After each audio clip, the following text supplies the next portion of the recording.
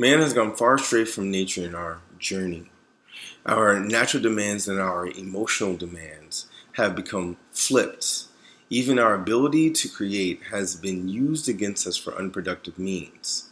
As we perpetuate and do not model nature's processes and ecosystem, we have imagination leading us instead.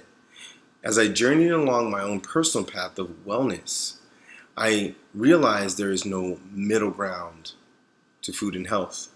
Either food promotes health or it doesn't. My yoga therapy practice and even the vitality I have now in my life would have not been made to these depths without true observation and internal conversation on food. Please be my guest to understanding my perspective on diet and consumption. Greetings, brothers and sisters. I'm Professor Spira, and now I'd like to read you a biographical sketch of Professor Arnold Ehret. Professor Arnold Ehret was a German healer, dietitian, philosopher, teacher, visionary, and one of the first people to advocate fasting and a plant-based, vegan, and mucus-free lifestyle as a therapy for healing. For over 100 years, his written works and teachings have touched the lives of thousands of health seekers pursuing higher levels of vitality. Ehret's most famous books, Mucusless Diet Healing System and Rational Fasting, continue to increase in popularity as plant-based, vegan, and raw food diets become more prevalent. Ehret believed that pus and mucus-forming foods were unnatural for humans to eat and suggested that a diet of fruits and green leafy vegetables, that is, mucus-free foods, are the most healing and powerful foods for humans. Ehret offers a sophisticated, yet simple and safe, transitional system for those who endeavor to stop eating pus and mucus-forming foods. Early life. Arnold Ehret was born July 25, 1866, near Freiburg in Baden, Germany. His father was a gifted farmer who was so technologically advanced that he crafted all of his own farming equipment. Like his father, Ehret would be endowed with a passion for studying the cause and effect of phenomena. His courses of interest were physics, chemistry, drawing, and painting. He also had an affinity for linguistics and could speak German, French, Italian, and English. At the age of 21, he graduated as a professor of drawing and was drafted into the military only to be discharged because of heart trouble. At the age of 31, he was diagnosed with Bright's disease, which is inflammation of the kidneys, and pronounced incurable by 24 of Europe's most respected doctors. He then explored natural healing and visited sanitariums to learn holistic methods and philosophies. In a desperate attempt to quench his misery, Ehret decided to stop eating. To his amazement, he did not die, but gained in strength and vitality. In 1899, he traveled to Berlin to study vegetarianism, followed by a trip to Algiers in northern Africa, where he experimented with fasting and fruit dieting. Due to his new lifestyle, Ehret completely cured himself of all of his diseases and could now perform great feats of physiological strength, including an 800-mile bicycle trip from Algiers to Tunis. His discovery caused him to posit that pus and mucus-forming foods are the fundamental cause for all human illness, and that fasting, simply eating less, is nature's primary method of cleansing the body from the effects of unnatural eating. Successful healer. In the early 1900s, Ehret opened a hugely popular sanitarium in Ascona, Switzerland, where he treated and cured thousands of patients considered incurable by the so-called medical authorities. During the latter part of the decade, Ehret engaged in a series of fasts monitored by German and Swiss officials. Within a period of 12 months, Ehret completed a fast of 21 days, one of 24 days, one of 32 days, and one of 49 days, which stood as a world record for many years. Ultimately, Ehret became one of the most in-demand health lecturers, journalists, and educators in Europe, saving the lives of thousands of people. Through the 20th century, the teachings of Ehret have thrived and developed through the sincere efforts of a small group of dedicated Ehretists.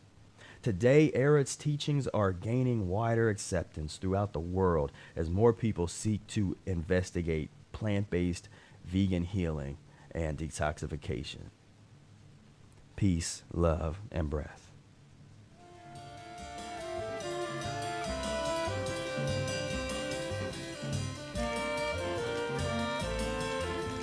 Human populations have become a problem only because of our collective consumption at the expense of environmental sustainability, and the illusion of instant economic reward feeds this self-destruction.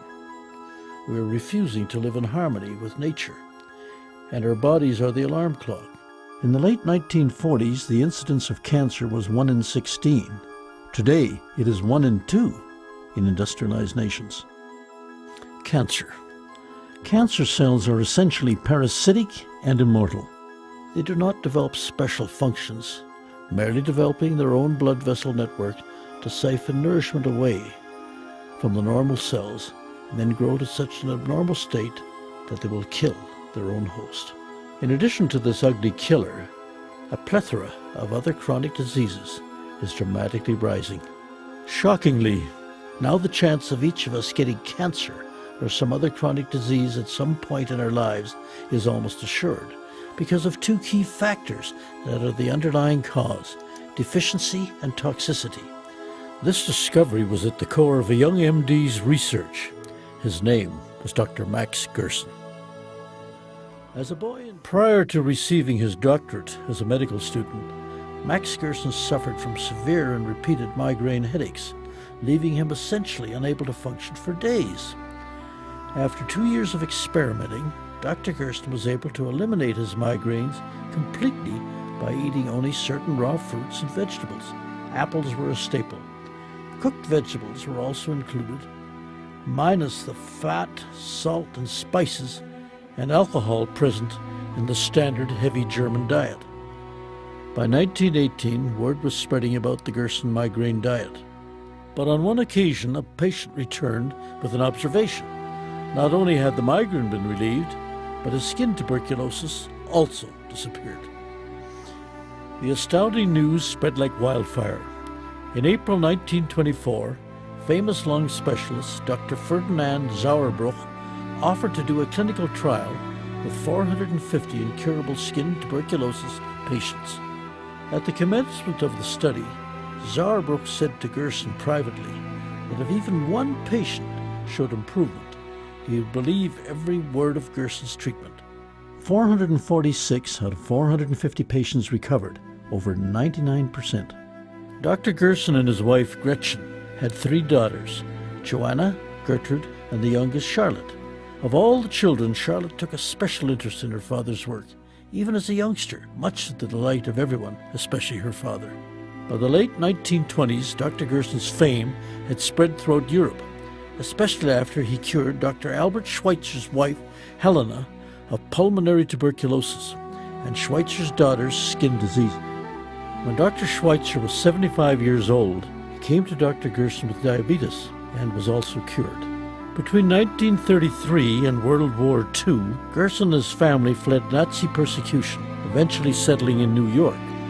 Dr. Gerson's 7 siblings died in the Holocaust. Throughout the 40s, Dr. Gerson's success at his New York clinic stunned the medical community, but also evoked the dark forces within it. Dr. Gerson was curing patients with cancer, and as a consequence, he testified before the United States Senate on July the 1st, 2nd, and 3rd in 1946, along with 5 of his recovered cancer patients and the medical records of 5 more. So stunning was this testimony that on the evening of July the 3rd, 1946, renowned ABC News correspondent Raymond Graham Swing declared on his radio broadcast to the entire United States that for the first time in history, there had been discovered a cure for cancer. The public response was overwhelming, staggering, lighting up the switchboards at ABC non-stop, out of control, unbelievable. But what happened next was even more so. 2 weeks later, Raymond Graham Swing was fired from his position at ABC that he had held for over 30 years And the Pepper-Neely Anti-Cancer Bill of 1946, document number 8947, now gathers dust in the archives of the United States Printing Office. All during these years, Dr. Gerson's daughter Charlotte worked intensively with her father. Now married, she had a son, Howard, and a daughter, Peggy. Charlotte encouraged and aided her father to publish his first book in 1958, A Cancer Therapy, The Results of 50 Cases. Published in numerous foreign languages and selling in the hundreds of thousands, this book demonstrated to the world the seemingly miraculous examples of patients with every form of horrifying and advanced cancers given up to die by their medical doctors and surgeons. The patients came to Dr. Gerson with their biopsy reports, x-rays, and other medical records, and found cures under Dr. Gerson's care. Some of these patients, almost 50 years later, are still alive today. Of course, although the title is about 50 cases, these merely serve as representatives of thousands of complete recoveries, well beyond the 5-year survival mark. And the miracles of recoveries by the countless thousands across the world continue to this day. At the time of his death in 1959, Dr. Gerson was tracking over 1,500 patients.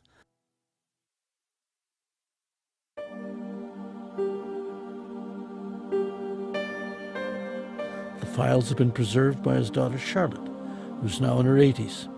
Charlotte carries on the work of her father through the establishment of the Gerson Institute in California and a hospital in Tijuana, Mexico. She loves to reminisce about Dr. Gerson's legacy.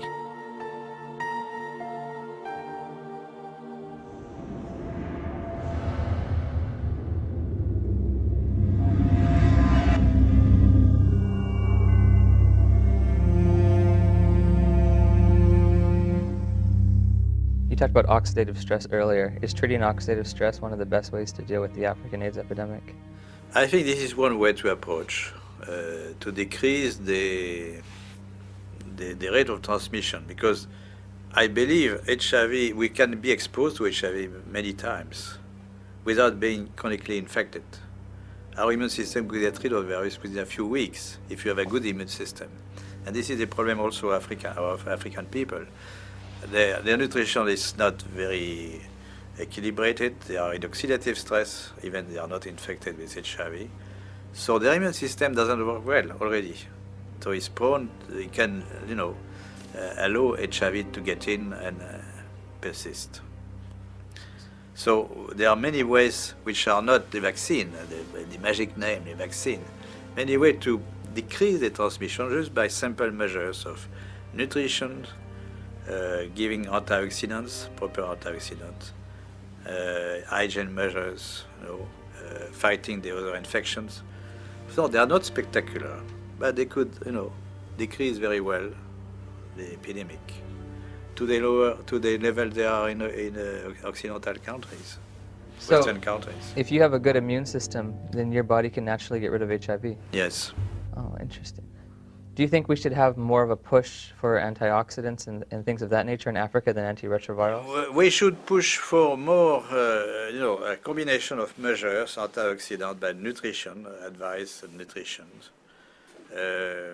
fighting other infections, malaria, tuberculosis, parasitosis. Most children have worms. Education, of course, genital hygiene for women and men also. Very simple measure, which not very expensive, but which could do a lot.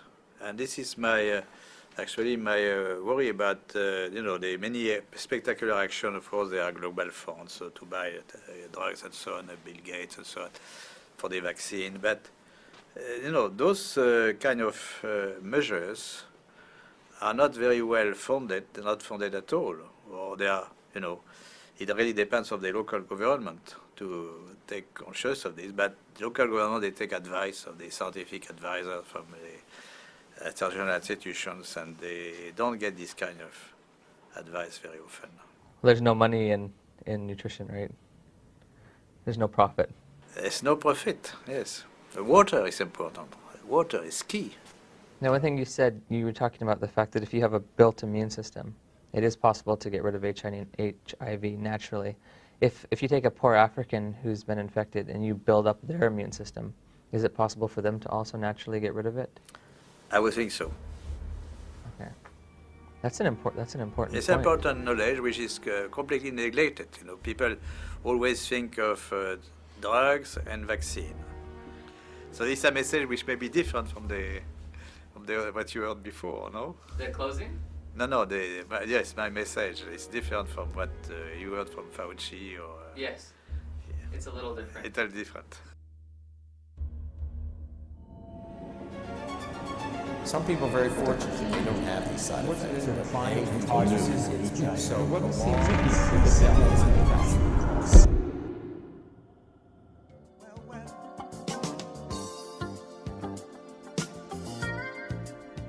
Welcome to the Rock Newman Show from the campus of historic Howard University, located in the nation's capital.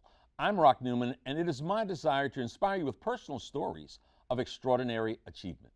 Herbalist Dr. Sebi has cured himself and others of addiction, obesity, and depression.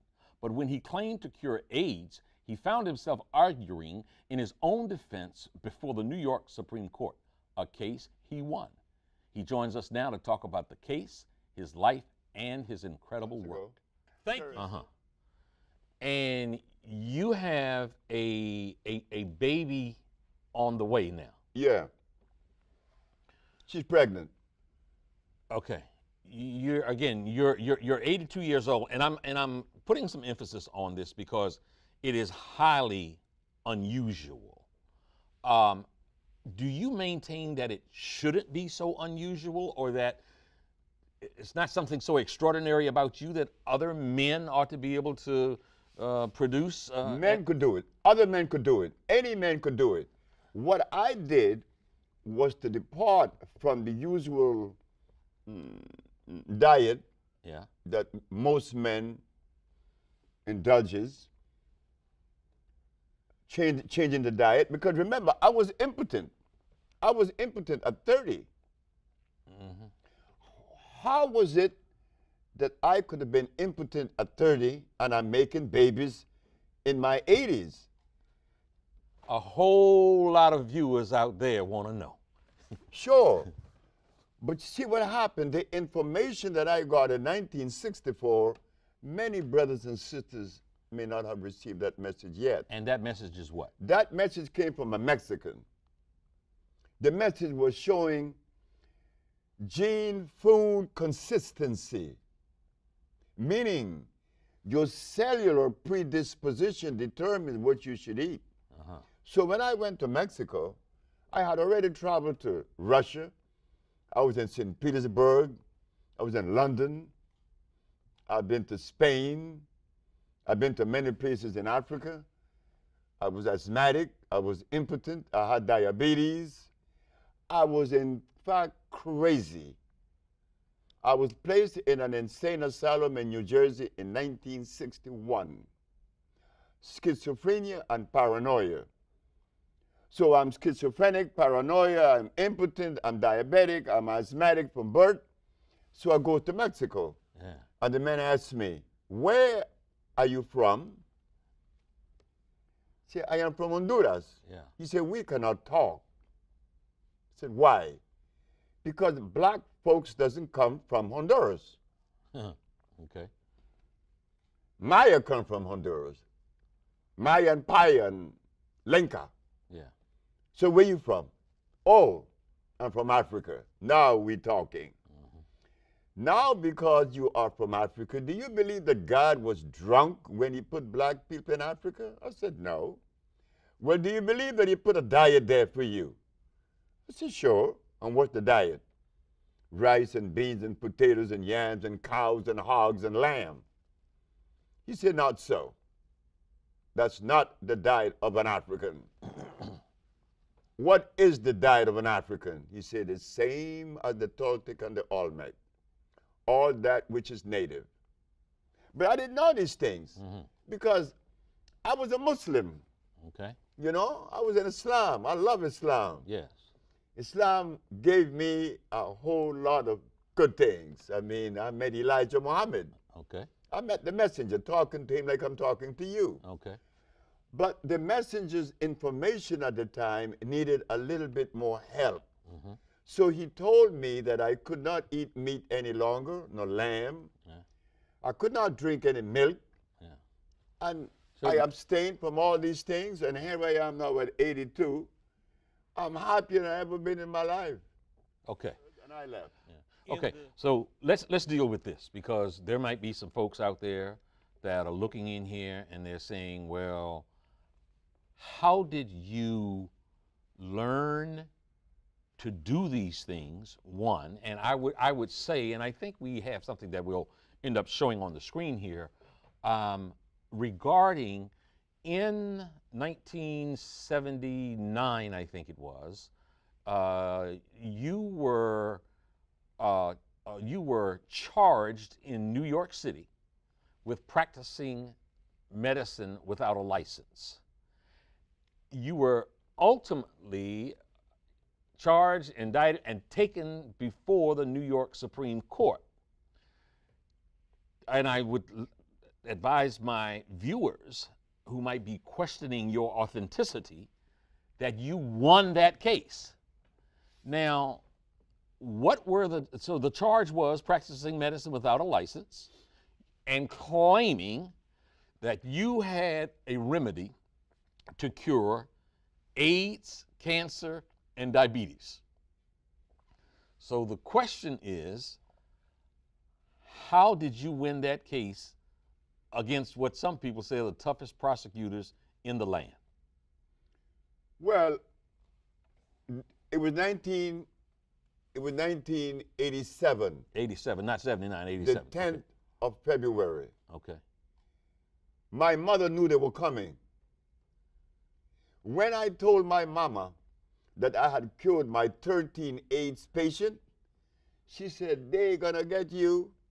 They're gonna get you." So let me stop you there. You said I cured my 13 AIDS patients. Yeah. So you had 13 patients Yeah. who had AIDS. Yeah. And then you say were cured. you cured them. Sure. So while I was in jail, I'm saying, I wonder what defense they would have against me. Yeah. I would like to know. But I didn't blame the Attorney General, Mr. Robert Abrams, because why should he accept from me the statement that I cure AIDS and sickle cell Yeah. and blindness Yeah. when no one else has ever made those claims? The man had a right to arrest me, but he was making a mistake. So I'm sitting in jail, and I'm happy. When I got out of jail and when I went in front of the judge, I asked 3 questions. And they were? They were, Your Honor, You defended yourself. of course I did. Okay. Your Honor, is it a fact that the Holy Bible teaches that the herbs are for the healing of the nations? She said, yes. Is it a fact that science shows that the human body is carbon-based, and to complement a carbon-based body, you must have a carbon-based substance to complement it, because the body only accepts the substance through the process of chemical affinity. Chemical affinity is important. It's an electrical transfer. Chemical affinity. Okay. The body could only accept what it is made of, not something new or alien to it. Last question. Your Honor, is it a fact that the father of medicine, Mr. Hippocrates, the man that established the principle of medical science today, cured every disease known to man? Did he use herbs or chemicals?